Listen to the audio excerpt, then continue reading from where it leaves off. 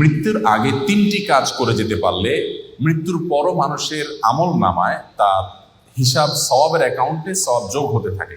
3টি আমল নবী করিম সাল্লাল্লাহু আলাইহি ওয়াসাল্লাম বলেছেন, ইদা মাতাল ইনসান, মানুষ যখন মারা যায়, ইনকাতা আনহু আমালুহু, তার সমস্ত আমলের দুয়ার বন্ধ হয়ে যায়, ইল্লা মিন সালাস, তবে 3টা আমলের দুয়ার মানুষ মারা গেলেও বন্ধ হয় না।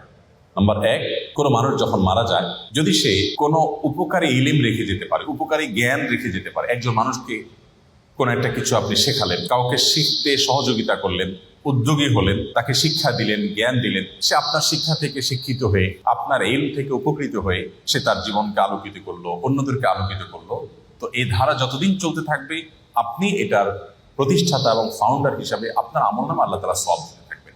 এটি গুরুত্বপূর্ণ একটা পয়েন্ট। সেটি জাগতিক কোনো উপকারী শিক্ষা হতে পারে, আবার দ্বীনি এবং ধর্মীয় শিক্ষা হতে পারে। আপনি একটি দোয়া জানলেন, আপনি একটা আমল জানলেন, সেটি আরেকজনকে শেখালেন, তিনি আরেকজনকে শেখালেন, তো এই পরম্পরা যতদিন চলতে থাকে ততদিন পর্যন্ত মানুষের মৃত্যুর পরও তার আমল নামে সওয়াব যুক্ত হতে থাকে। নাম্বার 2, সাদকায়ে জারিয়া। সাদকায়ে জারিয়া বলা হয় ওই দান, যে দানের উপকারিতাটা লং টাইম পর্যন্ত চলতে থাকে। আমরা সাধারণত ওয়ান টাইম দানে বা এককালীন দানে অভ্যস্ত, অথচ দানের জন্য আমাদের সবচেয়ে বেশি লক্ষ্য রাখা উচিত কোন দানটা সবচেয়ে বেশি লাস্টিং করবে, অর্থাৎ যেটার উপকারিতা দীর্ঘমেয়াদে থাকবে। ধরুন আপনি একজন গরিবকে 200 টাকা দিয়ে দিলেন, 500 টাকা দিয়ে দিলেন, এর চেয়ে উত্তম তার জন্য এমন একটা ব্যবস্থা করে দিন যে সেখান থেকে দীর্ঘমেয়াদে তার উপকারিতা সে পেতে থাকবে। আপনি একটা বৃক্ষরোপণ করলেন, বৃক্ষরোপণ করা সেটা আপনার নিজের বাড়ির ছাদে হতে পারে, আপনার ব্যালকনিতে, বারান্দায় হতে পারে, আপনি একটা গাছ লাগালেন, একেবারেই জাগতিক একটা বিষয়। এই গাছের অক্সিজেন আপনি ভোগ করবেন, এর ফল ফসল আপনি ভোগ করবেন, বাট আপনি নিয়তটা যদি এটা করেন, নবী করিম সাল্লাল্লাহু আলাইহি সাল্লাম সাদকায়ে জারিয়া হিসেবে গাছ লাগাতে বলেছেন। তিনি বলেছেন, মা মিন মুসলিমিন ইয়াগরিসু গারসান আও ইয়াজরাউ যারআ, কোনো মুসলমান যদি কোনো গাছ লাগায়, কোনো ফসল করে, এবং সেখান থেকে যদি কোনো পশু পাখি খায়, কোনো মানুষ খায়, কোনো পোকামাকড় খায়, কোনো কীট পতঙ্গ খায়, তাহলে তার সওয়াব পাবে।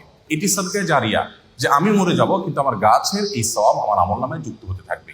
আমি যদি 2-4-10,000 গাছ লাগিয়ে যেতে পারি, 200-400 গাছ লাগিয়ে যেতে পারি, তাহলে সেখান থেকে কিছু গাছও যদি টিকে যায়, এবং যতদিন টিকবে মানুষ অক্সিজেন পাবে, ছায়া পাবে, ফসল পাবে, ফল পাবে, মানুষের মৃত্যুর পর এই আমলটার সওয়াব যেতে থাকবে। তো এই সাদকায়ে জারিয়া, আমি একটা মসজিদ করলাম, একটা মাদ্রাসা করলাম, একটা স্কুল করে দিলাম, আমি একটা হাসপাতাল করে দিলাম, অথবা এত বড় লেভেলে করতে পারছি না, আমি যতটুকু পারি ততটুকু করলাম, তো এটা আমার মৃত্যু পরবর্তী জীবনে অনেক বেশি উপকার আনবে।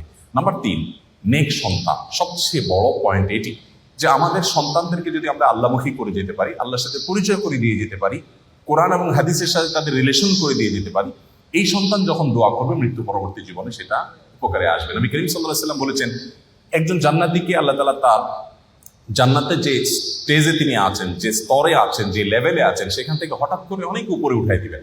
দেওয়ার পর জান্নাতি বলবে, আল্লাহ আমাকে এই স্তর থেকে এত আফার ক্লাসে নিয়ে যাওয়ার কারণটা কি? আমি তো এখন আর আমল করে নিজের মর্তবা মর্যাদা বৃদ্ধি করার কোনো সুযোগ নেই।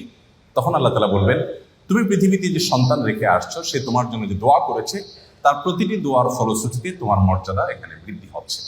এই জন্য মানুষের নেক সন্তান বা সুসন্তান রেখে যেতে পারলে, তারা যদি মা বাবার জন্য দোয়া করে, সেটা অনেক বেশি উপকার আসে। আমরা আজকাল আমাদের মৃত আত্মীয় স্বজনের জন্য অন্যদের কাছে দোয়া চাই। অন্যদের কাছে দোয়া চাওয়া নিষেধ নয়, সেটা চাওয়া যেতে পারে, কিন্তু সবচেয়ে বড় কথা হলো সন্তান এবং পরিবারের সদস্যরা তারা দোয়া করবেন, এবং তাদের দোয়াতে যে নিষ্ঠা থাকবে, তাদের দোয়াতে যে ঐকান্তিকতা থাকবে, যে আন্তরিকতা থাকবে, সেটি অন্য 10 জনের দোয়াতে কখনোই আসবে না।